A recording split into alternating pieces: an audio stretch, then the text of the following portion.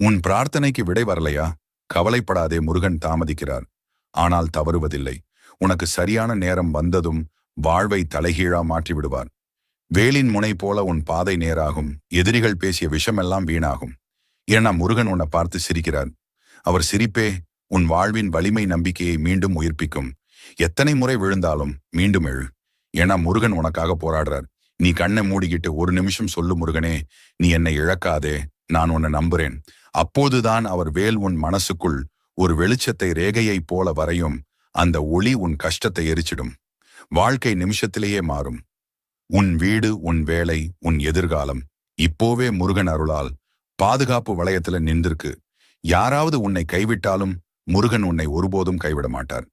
நீ நடந்த பாதையை அவர் ஒளிச்சுடரால் வெளிச்சம் பார்க்க வைப்பார்.